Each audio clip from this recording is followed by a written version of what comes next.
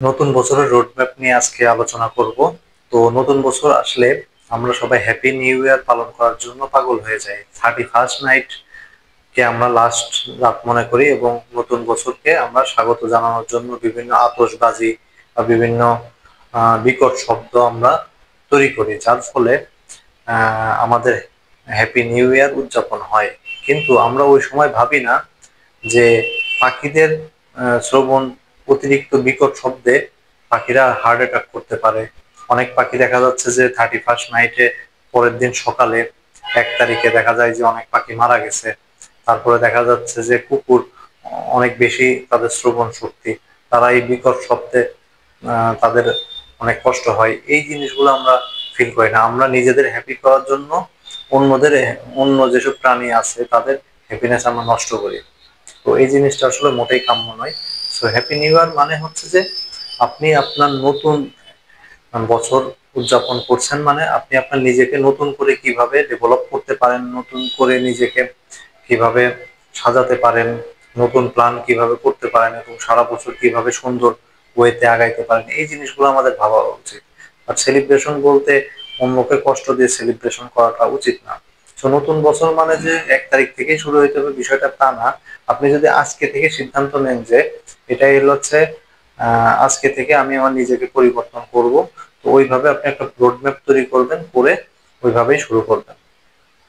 তো আমরা আসলে সবসময় চিন্তা করি যে অটোমেটিক আমাদের জীবনে অনেক পরিবর্তন আসবে, এই জিনিসটা আমরা ভাবি, বাট আসলে অটোমেটিক কিছু হয় না। আমরা যখন নিজের উপরে কাজ করব তখনই হলো আলটিমেট ম্যাজিকটা পাওয়া যায়। তো do do the work on your self. আমরা যখন নিজের উপর কাজ করব তখনই আমরা আসল পরিবর্তনটা দেখতে পাবো। সুতরাং নতুন বছরে আজকে একটা রোড ম্যাপ দিব। এই রোড ম্যাপের মূল ব্যাপার হচ্ছে বেসিক কিছু জিনিস আছে, এই জিনিসগুলো পরিবর্তন করতে হবে।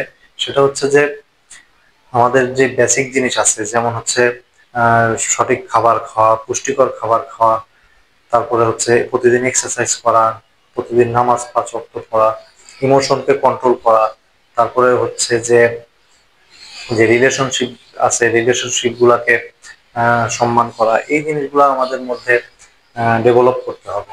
দেন হচ্ছে যে আমাদের মোমেন্টামটা ধরে রাখতে হবে। আমরা কোনো একটা কাজের প্ল্যান করলে সেই কাজটা যেন ধারাবাহিকভাবে করতে পারি, সেই জিনিসটা ধরে রাখতে হবে এবং স্পিড থাকতে হবে। Speed is the ultimate currency. সুতরাং আমরা যত স্পিডে আমরা কাজ করব তত বেশি আমরা অন্যদের চেয়ে এগিয়ে যেতে পারবো। কারণ এই নতুন বছরে অনেকেই দেখা যাবে যে উদ্যোগ নিবে, বাট অনেকে ঝরে যাবে। আমরা ওই তাদের কাতারে না যে আমরা হচ্ছে নিজেদের মোমেন্টামটা ধরে রাখার চেষ্টা করব এবং আমাদের হলো হ্যাবিট ট্র্যাক করতে হবে। আমাদের যেসব হ্যাবিট গুলো আছে, প্রতিদিনের যে কাজগুলো আছে, এগুলো আমরা প্রতিদিন ঠিকভাবে পালন করব। এই কাজগুলো যখন আমরা প্রতিদিন ঠিকভাবে করব এবং আমাদের কি পয়েন্ট সেট করতে হবে, কোন কাজগুলো আমাদের আসলেই জরুরি সেই কাজগুলো করতে হবে। ডিস্ট্রাকশন মুক্ত থাকতে হবে। আমাদের ডিস্ট্রাকশনে থাকলে দেখা যাচ্ছে যে আমাদের চিন্তা ভাবনা বা আমাদের স্বপ্নের সাথে যা অ্যালাইন না সেই সব কাজ বাদ দিতে হবে। যেটা জরুরি, যেটা প্রয়োজন সেটাই করতে হবে এবং নিজেকে আহ, নিজেকে হ্যাপি করার জন্য অন্যকে জিতাইতে হবে। তো আমরা যখন জিতাও ফিলোসফিটাকে আমাদের ভিতরে ধারণ করতে পারবো তখন হচ্ছে যে আমরাই জিতবো। সুতরাং এই জিনিসগুলো আমরা মেনটেন করবো। Thank you.